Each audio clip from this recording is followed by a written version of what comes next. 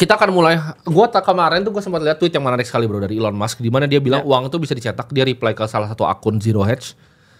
Dia bahas bahwa uang itu bisa dicetak, sedangkan Bitcoin itu adalah energi. Yes. Nah, gue juga sempat nonton interviewnya Lex Fridman sama Pavel Durov, di mana dia bilang dia itu bilioner bukan karena Telegram. Orang banyak yang salah kira.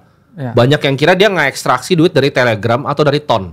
Ternyata dua-duanya itu money losing operation untuk dia. Jadi Pavel Durov tuh beli Bitcoin dari $700 bro. $700 itu pun banyak dicemooh sama orang-orang untuk ketika dia turun di 2013 turun setengah, tapi dia tetap hold gitu. Ditapi bangin orang berarti ya? Dia ditapi bangin orang. Jadi dari 700 ke 350 dikasianin bahkan dia. Dia bilang kasihan lu udah masukin berapa juta dolar di Bitcoin, kasihan katanya. Terus dia bilang, dia cuma senyum, dia bilang lu nggak tahu aja ini aset apa gitu. Dan Pavel Durov bilang Bitcoin akan $1 juta bro, pasti.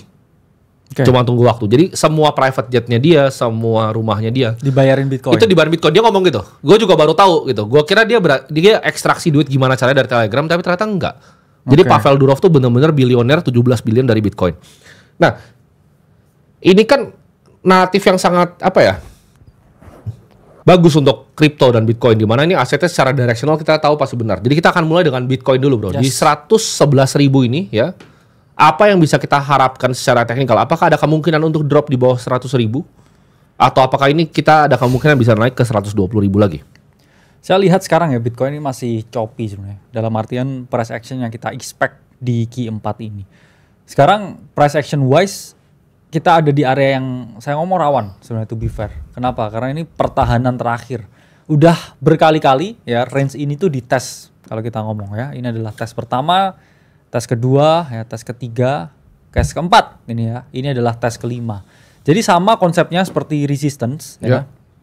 Kalau terlalu banyak ya knocking on the resistance ya seperti ini, biasanya dia juga akan mengalami kenaikan ya, break on resistance. Sama juga sebenarnya dengan support ya. Misalkan kita lihat seperti ini ya.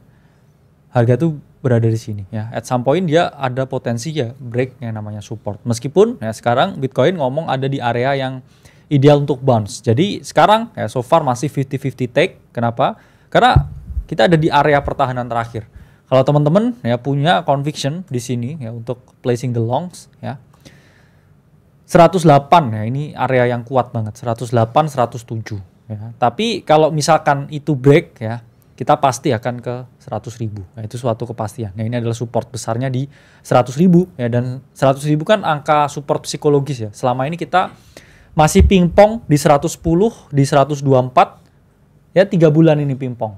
Ya. Dan ini juga driving people crazy. Karena apa? Mereka expect ketika all time high breakout di sini ya, ini adalah real volume, dan yang terjadi justru another trap ya. Dan ya price action wise keadaannya seperti itu, meskipun ya kita ngomong ada bullish fundamental, bilioner udah endorsing Bitcoin, Elon Musk udah back in the game lagi kayaknya setelah hiatus cukup lama. Dan itu sih untuk price action Bitcoin. Sebenarnya ada salah satu makro event yang menurut gue menarik juga bro ya, dimana kemarin ada sita 120-an ribu Bitcoin dari Kamboja ke FBI. Itu kan dimasukin ke strategic reserve. Ini katalis positif, kenapa? Karena artinya Bitcoinnya itu nggak akan dijual atau nggak akan dibuang tuh barangnya. Karena kan besar, ada satu orang pegang barang 120.000 itu besar. Jadi ketika itu dipindahkan ke strategic reserve, ini mungkin banyak teman-teman yang belum paham ya, tapi secara makro itu positif teman-teman. Karena berarti itu tambahan 122.000 barang yang nggak akan pernah dijual. Karena kan itu emang strategic reserve act-nya itu untuk peristiwa-peristiwa seperti ini. Jadi itu sebenarnya positif katalis bro, jadi nggak akan dijual. Dan kita mungkin akan bahas BNB. BNB ini salah satu project yang paling banyak disebar FAT ya. Baru di listing di Coinbase. Ya, baru di listing Coinbase dan banyak disebar FAT-nya ya. Di 1188 ini kan Binance Coin itu gimana menurut lo? Kita kemarin ngomong ya, dia ini ada potensi double top, dan memang ini dia agak recovery ya dengan beritanya Coinbase. Tapi ini saya ngomong point of nowhere ya. Dalam artian kita ada di range tengahnya nih di sini ya. Jadi antara dia swap dulu ke 1080 ya, atau dia ke 900 ya, nothing in between sebenarnya di BNB.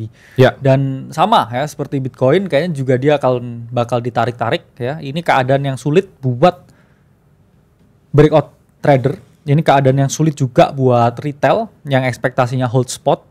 Ini adalah saat ya dimana fase distribusi. Orang harus setupnya kurang menarik ya dia. Kurang menarik. Enggak sih, nggak ada altcoin ya, sedikit sekali ya yang memiliki saya ngomong setup seperti ini ya. Dan ini tuh dikit banget. Ya. Ini adalah setup yang harusnya ya kita perhatikan ya, seperti ini. Oke. Nah, ini adalah setup yang kita perhatikan. Sekarang mereka udah breakout, terus mereka di sini ranging ya. Either kita naik lagi ke atas atau kita ditarik lagi ke area bawahnya ya, nothing in between. Makanya kalau kita lihat sekarang orang juga udah mulai stres ya. Contohnya apa pattern nih? Kan BNB. Ya, kita kan nge-call BNB itu dari harga 600. Ya, secara publik kita ngomong 600. Gue bilang gue masuk 5% portofolio juga itu waktu itu. Nah, ini kalau teman-teman lihat weekly chartnya seperti ini ya. Kita nyuruh beli di mana? Di sini di 600. Ya, dalam artian it was a good trade ya untuk potential swing. Maka dari itu kita dulu teriak-teriak tuh kayak waktu cuman kita kayaknya ya. Jadi BNB itu satu Indonesia cuman gua. Jadi banyak yang bilang kenapa portonya Ronald Capital tuh ada BNB waktu itu. Kalian nggak ada yang paham. Ya. Karena gue melihat ada exodus dari Solana. Nah Solana ini menurut gue lemah. Karena Solana tuh digerogotin sama dua pemain utama. Satu adalah BSC, Binance Smart Chain, dan juga Sui. Gitu. Jadi gua bet di dua-duanya dan waktu itu BNB pay off ya. Jadi gue masuk sekitar 5% dari porto, untungnya ya mungkin nggak nyampe double waktu itu gue, karena gue exit quite early. Tapi udah bisa buat beli sesuatu pasti ya. Koenigsegg dapat tapi. Aduh. Gitu. Jadi BNB untungnya lumayan gitu. Dan ada satu lagi yang kemarin untungnya lumayan ya. Untungnya kalau itu di bawah lah, untungnya mungkin bisa buat beli Sena gitu. Ya Zcash. Nah Zcash ini kan satu koin yang tidak pernah dibahas sama siapapun gitu. Jadi BNB itu nggak pernah dibahas siapapun, Zcash itu nggak pernah dibahas sama siapapun. Nah Zcash ini kita coba bahas bro. Ya, Zcash sudah pump ya. Kita ngomong ke teman-teman ya di dalam buat beli di 130 ya tepat ya di retracementnya ini, dan boom ya dia mengalami yang namanya kenaikan. Zcash sekarang sebenarnya masih ya struggling ya around support. Oke, jadi kita harus paham juga ya di sini. Outlook ini ya, dari Zcash nih ya. Dia sebenarnya ada di continuation pattern ya, to be honest. H4 ya, dia ada di dalam pattern yang ya, ini continue lagi ya, kita lihat stochastic closing up ya. Ada potensi test range high di 300 karena itu angka psikologis kan kemarin kena pukul kita ya di 300 dan kita lagi flagging ya. Karena emang ngomong ya paling ideal beli di low lagi ya. Cuman sekarang dia potensial menahan, dan sebenarnya kalau kita lihat ya price action wise kalau Bitcoin ini kan di H4 supportnya ya. Kalau Bitcoin di sini menahan, I think Zcash ya ada chance ke 300 lagi, dan mungkin tektokan dulu nih harganya. Bisa tektok lagi dia, bisa bentok dulu tuh. Kita kalau lihat ya. Good ya position dan juga volume kalau kita ngomong. Itu dari Zcash ya. Mulai menurun ya, volumenya mulai menurun. Tapi price action wise masih bisa nahan. Ini ada pertanyaan menarik sekali bro. Pernah dengar dari Bro Tim, katanya aktif trading itu udah nggak bisa nyari uang lagi dalam 5-10 tahun lagi. Nah gimana hal itu ketika terjadi apa yang para trader lakukan? Harus pakai tools apa? Nah ini sebenarnya bagus sekali karena kita berdua juga punya tesis bahwa mungkin 10 tahun ya. Lebih tepat 10 tahun. Dalam 10 tahun ke depan kita berdua akan kesulitan juga untuk mencari yang namanya alpha kayak Zcash, BNB. Karena nanti kalian tinggal ketik di AI, ada AI yang khusus trading tuh, kalian tinggal ketik apa play paling bagus, semuanya punya informasi yang sama, alfanya hilang. Maksud kita seperti itu. Jadi sekarang ini 5 tahun ini, ayo gitu loh. Ketika ini kesempatannya masih ada, ayo kalian cari kesempatan, cari momentum karena itu real gitu. Dan teman-teman kita, member-member ada yang di dalam itu udah mengalami keuntungan semua gitu. Kalian tinggal cek di Discord, di situ ada testimoninya, mereka akan ada di situ setiap hari gitu.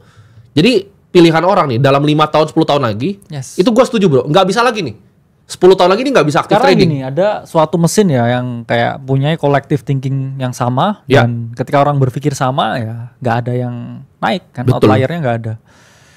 Jadi kalau kita punya konsensus sama nih, kalian punya kemampuan analisa yang sama dengan AI yang sama, akhirnya apa? Market itu jadi efisien. Ini yang disebut dengan efficient market hypothesis. Ketika market udah efisien, nggak bisa kalian mencari keuntungan gitu. Jadi semuanya antara bakal ada indeks kripto, paling misalnya kayak kripto 20 gitu misalnya. Jadi ada 20 koin yang di rebalance mirip sama S&P 500. Jadi lebih Nasdaq nanti. Dia bakal jadi kayak efisien, semua orang nge-indeks ke sono, dan kalau orang semua udah nge-indeks, otomatis apa? Alfanya hilang. Kenapa? Karena barang-barang yang konstituen di dalam indeks itu yang naik gitu.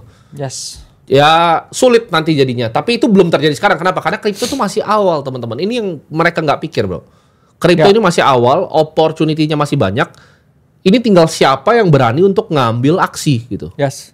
Lu berani nggak ngambil aksi sekarang ketika ini time window-nya 5 tahun ini masih bisa dipakai untuk lu bisa cari alpha di market.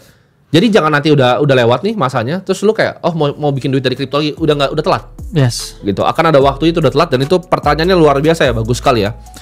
Jadi kita pengen kalian di live stream ini gunakan waktu kita untuk bertanya hal-hal yang bagus gitu.